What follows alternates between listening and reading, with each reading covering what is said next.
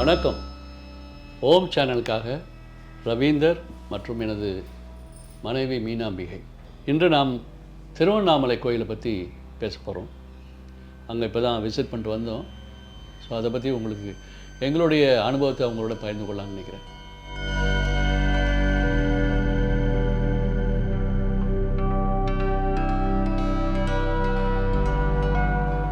திருவண்ணாமலை கோவில் தமிழ்நாட்டில் உள்ள பஞ்சபூத ஸ்தலங்களில் அக்னி ஸ்தலத்தை குறிக்கிறது. இது 1200 வருடங்களுக்கு முன்பாக கட்டப்பட்டதுன்னு சொல்கிறாங்க.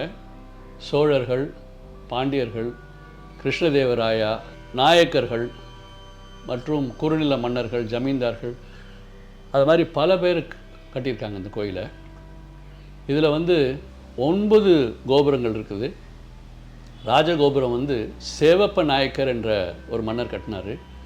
இது தமிழ்நாட்டிலே 2வது உயரமான கோயில், உயரமான கோபுரம் 217 அடி.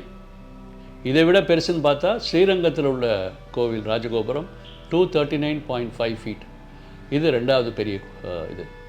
இதில் 6 பிரகாரங்கள் உள்ளன. மொத்தம் 142 சன்னதிகள் உள்ளன. அவ்வளோ கடவுள்கள் எங்கே பார்த்தாலும் இருக்குது. இது தவிர 450 கல்வெட்டுகள் உள்ளன. 22 பிள்ளையார் இருக்கார், எங்கே பார்த்தாலும் பிள்ளையார் இருக்கார். கிட்டத்தட்ட நாங்கள் ஒரு 5 நந்தி பார்த்தோம். பெரிய நந்தி, சின்ன நந்தி எல்லாமே இருக்குது. தீர்த்த குளங்களும் நிறையா இருக்குது. அதில் சிவகங்கை தீர்த்தங்கிறது மிகப்பெரிய தீர்த்தமாக இருக்கிறது. இந்த கோயிலில் ஆயிரங்கால் மண்டப பக்கத்திலே ஒரு பாதாள கோயில் ஒன்று இருக்குது. அதில் பாதாள லிங்கம் இருக்குது. அந்த பாதாளலிங்கத்தை பக்கத்தில் தான் ரமண மகரிஷி பால உருவத்தில் அவர் சின்ன வயசில் இருக்கும்போது பாலரமணர் அங்கே அவர் வழிபட்டாரா, அங்கே மெடிடேஷன் பண்ணாரா. இதற்கப்புறம் தான் அவர் மலையில் போயிட்டு அந்த குகையிலேருந்து வழிபட்டார், மெடிடேஷன் பண்ணார். சேஷாத்ரி சுவாமிகள் அவரை தூக்கிட்டு வந்தார். சேஷாத்ரி சுவாமிகள் அவரை தூக்கிட்டு வந்து அங்கே இது பண்ணார். அது மாதிரி இது ஒரு அற்புதமான கோவில்.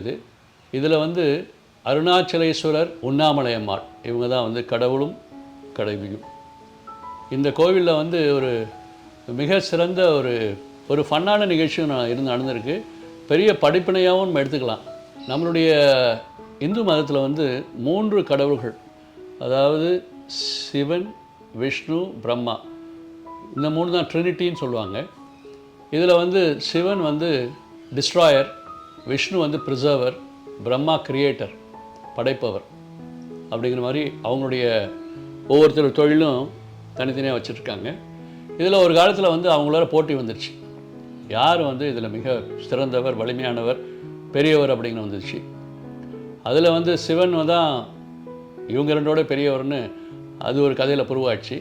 பட் இந்த கோயிலில் பொறுத்தவரையிலும் விஷ்ணுவுக்கும் பிரம்மாவுக்கும் யார் பெரியவர் என்ற போட்டி. அந்த போட்டியை பற்றி என்னுடைய மனைவி சொல்லுவாங்க.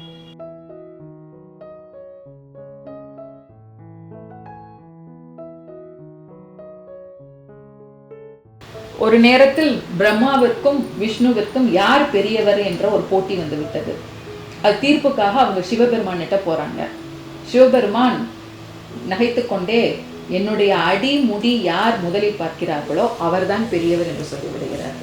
உடனே விஷ்ணு, உங்களுடைய அடியை பார்த்து விட்டு வருகிறேன் என்று சொல்லி பாதாள உலகத்திற்கு வராக ரூபத்தில் செல்கிறார். போய்கொண்டே இருக்கிறார். ஆனால் அவரால் அவருடைய சிவபெருமானுடைய அடியை பார்க்கவே முடியவில்லை. தன் தோல்வியை ஒப்புக்கொண்டு, உங்கள் அடியை என்னால் பார்க்க முடியவில்லை என்று ஒப்புக்கொண்டு விடுகிறார். பிரம்மா மேலே அன்னப்பறவையாக உருவம் எடுத்து மேலே பறந்து கொண்டே சென்று அவர் முடியை காண செல்கிறார். ஆனால் அவராலும் பார்க்க முடியவில்லை. வருடங்கள் பல ஓடுகின்றன. அப்போ மேல அவர் போய்கொண்டே இருக்கும் போது தாழம்பூ பறந்து கீழே கொண்டே இருக்கிறது.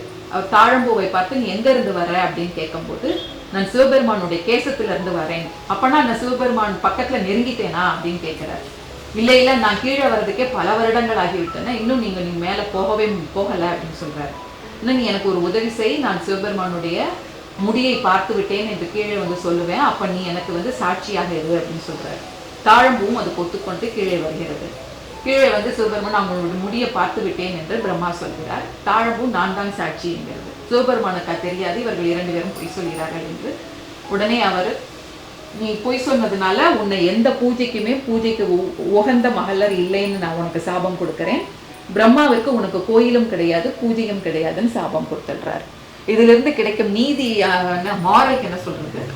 இதோடைய மாரலே சொல்லுவேன், எல்லாருக்கும் மாரலா தெரியும். கதையிலிருந்து ஒரு மாரலை பற்றி என் கணவர் சொல்லுவார். அவர் ஒரு லாயர் வேற.